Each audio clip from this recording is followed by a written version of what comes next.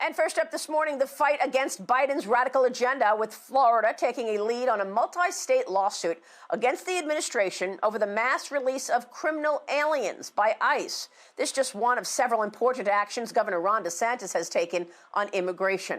On April 1st, the governor directed Florida state agencies to identify criminal migrants in prison and transfer them to ICE custody when their prison term is complete.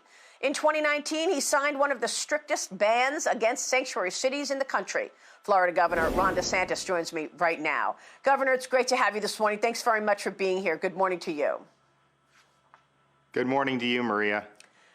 Walk us through this lawsuit against the administration on ICE. Well, this is a reckless policy that we're opposing here. Normally, when we'd have a criminal alien convicted of a felony, they obviously serve their sentence in Florida State Prison. And prior to Joe Biden's administration, ICE would take control of them when they finished their sentence, and they'd remove the criminal alien and send them back to their home country. That should be like clockwork. That is the biggest no-brainer there is. Instead, under Biden's administration, they're no longer honoring these ICE detainers. They're withdrawing the detainers. So you have a criminal alien that is convicted. Maybe they serve 5 years in state prison for a serious felony. ICE is effectively releasing them back in to our communities. And we know that some of those people will reoffend. And we also know that any additional offense is by definition something that could have been prevented had they just followed the law. So the lawsuit seeks to have them actually follow the law, follow the Constitution. Maria, you'll hear excuses for why they don't enforce immigration laws in certain instances. Oh, prosecutorial discretion, focus on the most threats. These are the most threatening folks. They are criminal convicted aliens. And they're not even doing that. So you can't just totally default on your responsibility to enforce the law under the Constitution. Well, part of it is this dismantling of the immigration infrastructure, right? I mean, ICE has been effectively shut down. Tell me about that, because I don't think that there is more funding coming toward these agencies, even though the flows of people are just getting longer and longer and higher. Well, you're right. I mean, it starts with, of course, him dismantling President Trump's policies to stop the flow of the illegal migrants across the southern border.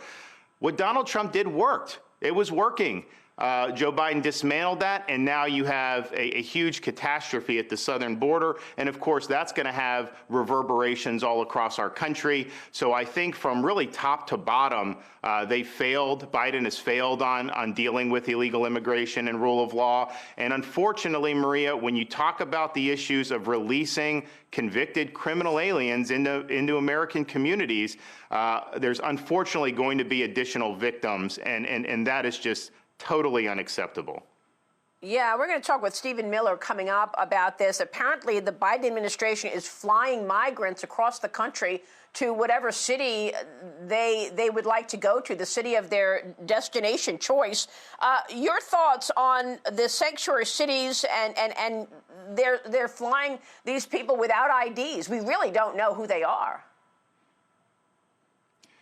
Well, just think about it. I mean, you have some of these folks, the same type of people that want the rest of us to have to show a vaccine passport just to be able to go to a movie theater or a ball game.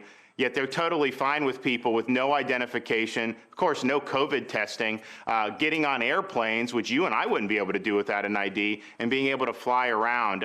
It's really, really curious that would be the decision that they would make. But these sanctuary jurisdictions are likely where they would end up going anyways. You know, Florida, we banned the sanctuary cities. It was the right thing to do. So I think when folks come illegally, you know, they tend to gravitate towards some of those left-wing sanctuary jurisdictions, because they know they basically will get off scot-free if they're in a sanctuary city.